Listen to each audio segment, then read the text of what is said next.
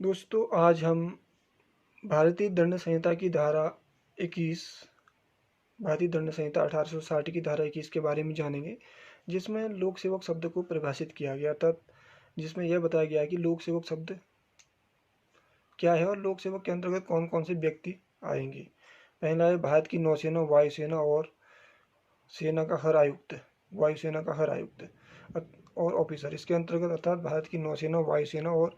भारतीय सेना का हर आयुक्त एवं ऑफिसर लोक सेवक शब्द के अंतर्गत आएगा। इसी में तीसरा बताया गया कि हर न्यायाधीश, जिसके अंतर्गत ऐसे किसी व्यक्ति के रूप में जो निर्णय देता हो या जिसे न्याय निर्णय करने की क्षमता हो, जो विधि द्वारा सशक्त किया जाता है और विधि द्वारा ही जिसकी नियुक्ति होती है,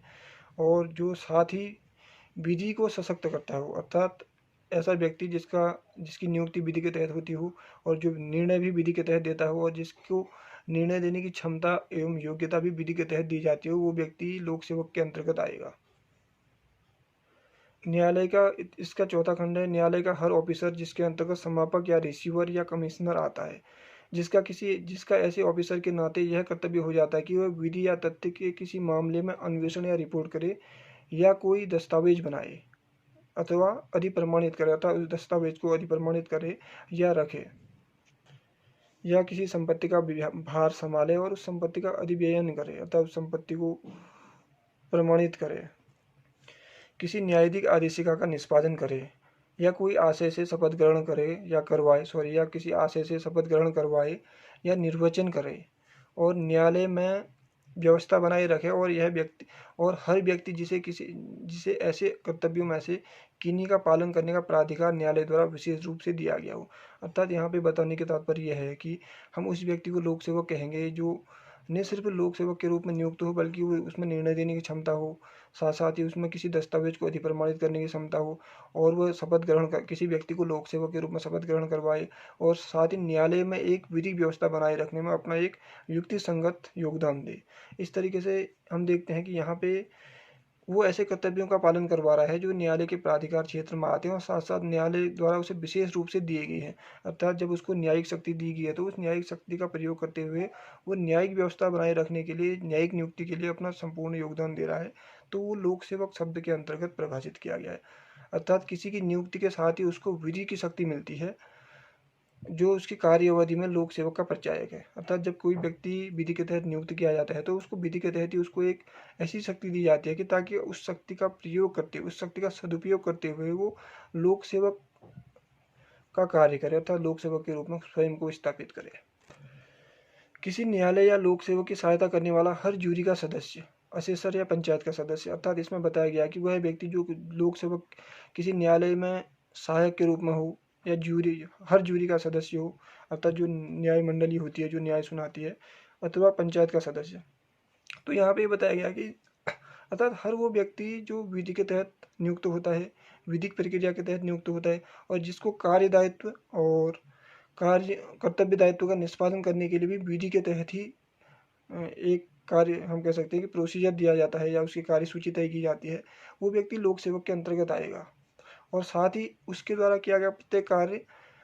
एक व्यवस्था का निर्माण करता है, एक व्यवस्था को स्थापित करता है, चाहे वो सूक्ष्म स्तर की व्यवस्था हो या एक व्यापक स्तर की व्यवस्था हो। तो इस तरीके से लोक सेवक शब्द के तहत वो आता है। हर मध्यस्थ या अन्य व्यक्ति जिसको किसी न्यायालय द्वारा किसी अन्य सक्षम लोक प्राधिकारी द्वारा कोई मामला या विषय विनिश्चित किया गया हो या रिपोर्ट के लिए निर्देशित किया गया हो।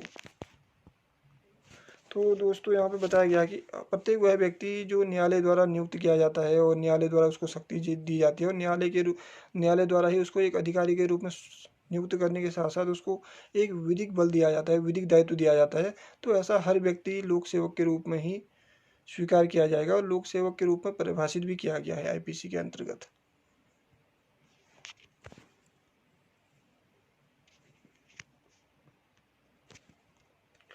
इसके बाद सातवें में है, हर व्यक्ति जो किसी ऐसे पद को धारण करता हो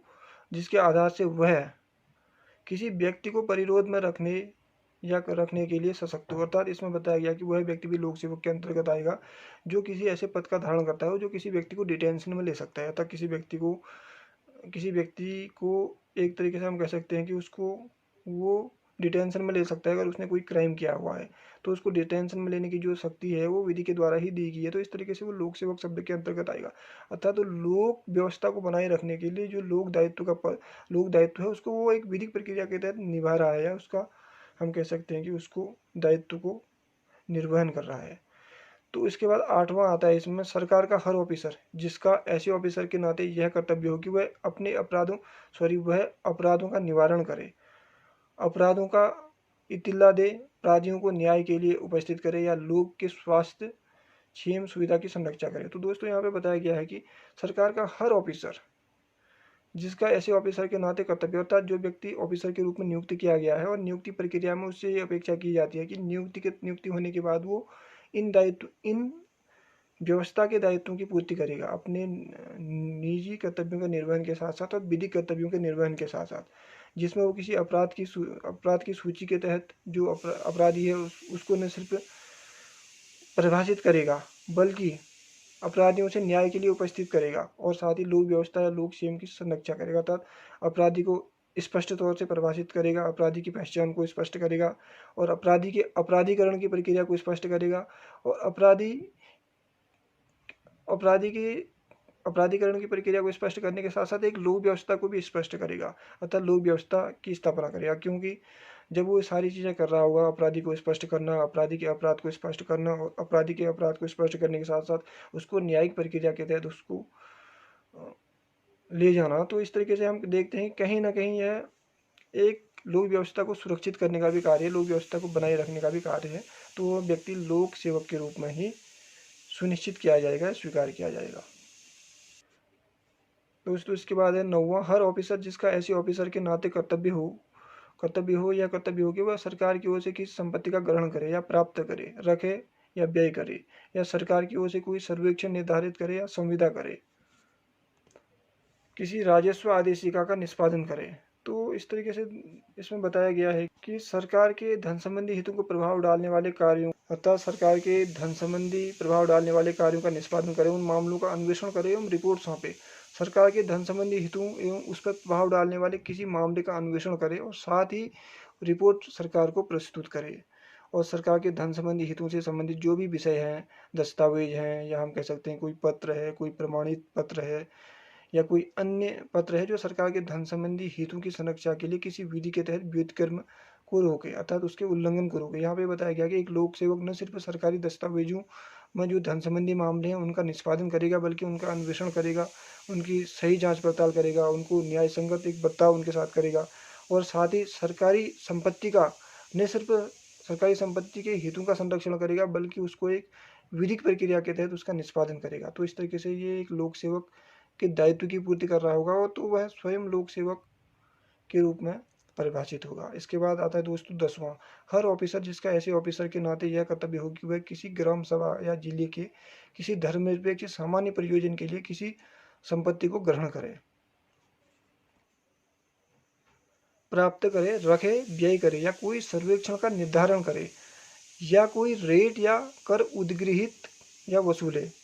किसी ग्राम, नगर या जिले के लोगों के अधिकारों के अभिनिश्चय के लिए कोई दस्तावेज बनाए, अधिप्रमाणित करे या रखे। तो दोस्तों सिंपली बताया गया है कि हर ऑफिसर जिसको ये दायित्व दिया जाता है या ये कर्तव्य दिया जाता है, जो किसी ग्राम स्तर से लेकर जिले स्तर तक किसी धर्मनिरपेक्ष परियोजना से, अर्थात जब वो अपने कर्तव्यों का निर्वहन कर रहा होगा तो उसकी कार्य प्रणाली में धर्मनिरपेक्षता का भाव स्पष्ट रूप से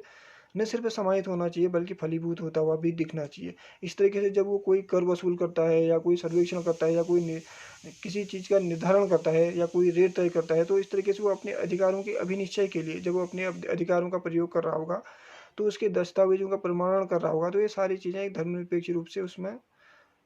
स्पष्ट दिखनी चाहिए, और ये सारी चीज़ें एक लोक सेवक के रूप में स्वीकार की गई हैं। ये हमारी भारतीय दंड संहिता की एक लोक व्यवस्था, हम कह सकते हैं कि लोक व्यवस्था की न्यायिक प्रक्रिया को दर्शाता है कि किस व्यक्ति को हम लोक सेवक समझेंगे और किस व्यक्ति को लोक सेवक के रूप में स्वीकार करेंगे, और कौन व्यक्ति लोक व्यवस्था बनाए रखने के लिए जिम्मेदार होगा। तो इस तरीके से हमने एक लोक सेवक जो होता है वो एक व्यक्ति मात्र नहीं होता है, बल्कि भारतीय समाज में निहित व्यवस्थाओं को व्यवस्थित करने की उसकी एक जिम्मेदारी होती है, उसकी एक हम कह सकते हैं कि एक नैतिक जिम्मेदारी होती है, एक विधिक जिम्मेदारी होती है, एक सामाजिक जिम्मेदारी होती है, एक पद में रहते हुए दायित्व होता है कि वो किस तरीके से अपने कर्तव्यों का पालन करे, तो वो एक लोक सेवक के रूप में स्वीकार किया जाएगा। दोस्तों इसके बाद बताया गया कि हर व्यक्ति जो कोई पद धारण करता हो, चाहे वो निर्वाचक नामावली तैयार कर, इसमें बताया गया कि हर व्यक्ति जो कोई पद धारण करता हो, चाहे वो निर्वाचक नामावली तैयार करता हो या निर्वाचक नामावली बनाता हो, तो वो भी लोक सेवक पद के अंतर्गत ही आएगा। अर्थात इसमें बताया गया कि कोई व्यक्ति जिसको यह दायित्व दिया गया है कि वो निर्वाचक नामावली का सर्वेक्षण करे, उसका निरीक्षण करे, उसको तैयार करे और साथ साथ ही उस निर्वाचक नामावली को एक न्यायिक प्रक्रिया के तहत सशक्त करे, तो वो लोक सेवक के रूप में आएगा। अर्थात उसको निर्वाचन प्रणाली के तहत जो निर्वाचक हैं उनकी एक स्पष्ट पहचान सामने लाने का दायित्व होता है। तो ये लोक सेवक की एक विशिष्ट पहचान है कि वो किस तरीके से लोकतंत्र के निर्माण में अपनी सहभागिता निभाता है, क्योंकि कोई भी लोक सेवक जो होता है वो लोकतंत्र का एक अटूट हिस्सा होता है, उसको लोकतंत्र से अलग नहीं किया जा सकता, क्योंकि लोक सेवक का कार्य ही होता है कि वो अपने स्तर से, अपने कार्यप्रणाली से, अपनी योग्यताओं, क्षमताओं एवं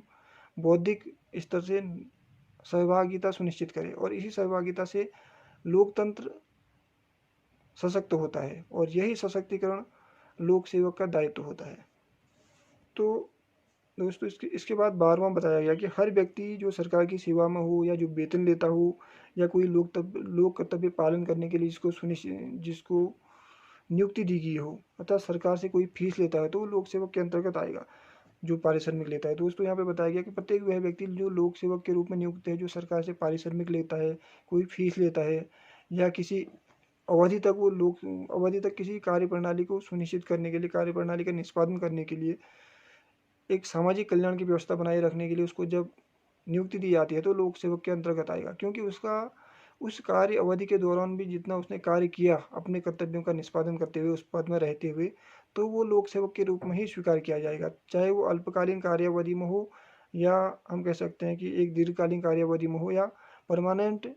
सेटलमेंट के तहत कार्य करता हो, लेकिन वो लोक सेवक के रूप में ही स्वीकार किया जाएगा। दोस्तों इसके बाद है स्थानीय प्राधिकारी की अथवा केंद्र, प्रांत या राज्य के अधिनियम द्वारा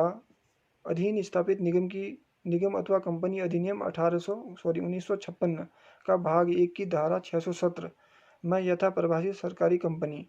सेवा में वेतन में हो। अर्थात इसमें बताया गया कि वह व्यक्ति जो स्थानीय प्राधिकारी में नियुक्त हो, या केंद्र के स्तर से नियुक्त हो, या प्रांत के स्तर से नियुक्त हो, या राज्य अधिनियम के तहत उसको नियुक्त किया गया हो किसी कंपनी अधिनियम 1956 के तहत, तो उसको भी लोक सेवक के रूप में स्वीकार किया जाएगा, जो वेतन पाता हो या सेवा में सेवारत हो। तो इस तरीके से इसमें बताया गया है कि किस तरीके से हम एक लोक सेवक को स्वीकार करेंगे, या किस तरीके से लोक सेवक को हम जानेंगे कि वास्तव में लोक सेवक कौन है। इसमें दृष्टांत है, न्यायपालिका में लोक आयुक्त सेवक है। अर्थात जब न्यायपालिका में जो व्यक्ति लोक आयुक्त के रूप में नियुक्त है वो लोक सेवक है, क्योंकि न्यायपालिका में भी जब वो लोक आयुक्त के रूप में नियुक्त होता है, तो उसकी एक स्पष्ट पद दायित्व होता है कि वो उस पद में रहते हुए उस पद की गरिमा और उस पद की आवश्यकता के माध्यम से किस तरीके से लोकतंत्र को सशक्त करे, किस तरीके से उस पद में निहित उन व्यक्ति सॉरी उस पद के अनुरूप जरूरतवान व्यक्तियों की वो सेवा करे, जो उस पद के उस पद पर जो निर्भर हैं, अर्थात वो व्यक्ति जो उस पद से कहीं ना कहीं रिलेट करते हैं, तो उनकी सेवा में अगर वो कार्यरत है, तो वो लोक सेवक के रूप में स्वीकार किया जाएगा। निर्वाचक शब्द एक ऐसे किसी विधायी नगर पालिका या किसी अन्य लोक प्राधिकारी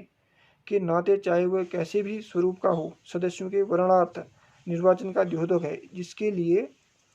वर्ण करने की पद्धति किसी विधि द्वारा अधीन निर्वाचन के रूप में विहित की गई है। अर्थात इसमें बताया गया कि एक निर्वाचन प्रक्रिया के तहत निर्वाचक शब्द में जो विधायी प्रक्रिया है, जिसमें चाहे वो न्यायपालिका नगर पालिका में हो या किसी अन्य क्षेत्र में हो, तो अगर वो लोक प्राधिकारी के रूप में नियुक्त होता है, तो उसका एक निर्वाचन के तहत एक स्पष्ट दायित्व होता है कि किस तरीके से उस निर्वाचन प्रक्रिया को एक न्याय संगत तरीके से सुचारू रूप से संचालित करे। और इस सुचारू रूप से संचालित करते हुए इस न्यायिक प्रक्रिया में जब वो सहभागिता निभाता है, तो कहीं ना कहीं वो लोकतंत्र के लोकतंत्रीकरण के लिए कार्य कर रहा होता है। तो लोकतंत्र को स्थापित करने के लिए या लोकतंत्र को सुचारू रूप से संचालित करने के लिए अपना टेक पार्ट कर रहा होता है। तो ऐसे समय में उसको हम लोक सेवक के रूप में ही स्वीकार करेंगे। तो दोस्तों आज हमने जाना कि लोक सेवक शब्द क्या होता है, अर्थात अगर हम इसके एक संपूर्ण सार स्वरूप में जानेंगे, तो लोग हम ये कह सकते हैं कि भारत सरकार के अंतर्गत आने वाला, भारत सरकार द्वारा नियुक्त प्रत्येक वह व्यक्ति, चाहे वो अल्पकालीन नियुक्ति प्राप्त करे या दीर्घकालीन नियुक्ति प्राप्त करे, चाहे वो संविदा में हो या परमानेंट नियुक्ति में हो, प्रत्येक वह व्यक्ति जिसको यह पद दायित्व दिया गया है या पदभार दिया गया है, जब वो अपने पदभार का निर्वहन कर रहा होगा, तो उस निर्वहन प्रक्रिया में अगर हम कह सकते हैं कि एक सामाजिक व्यवस्था बनाए रखने का प्रक्रिया हो, समाज में एक सुव्यवस्थित समाज में एक हम कह सकते हैं सुसंचालन की व्यवस्था स्थापित करने की कोशिश हो, या समाज में शांति, न्याय और लोकतंत्र की स्थापना करने की कोशिश की जा रही हो, और हम कह सकते हैं कि उस पद के माध्यम से उस पद के दायित्वों की पूर्ति की जा रही होगी, तो ये लोक सेवक शब्द के अंतर्गत ही आएगा। क्योंकि कोई भी पद, चाहे वो छोटा हो, बड़ा हो या कोई भी हो, अगर वो लोकतंत्र के द्वारा स्थापित है और लोकतंत्रीकरण के लिए काम कर रहा है, लोगों की आवश्यकता के लिए काम कर रहा है, और सरकार के विधि कानून सॉरी संविधान के विधि कानून और न्याय के तहत कार्य कर रहा है, तो उस पद में प्रतिष्ठित व्यक्ति लोक सेवक के रूप में स्वीकार किया जाएगा।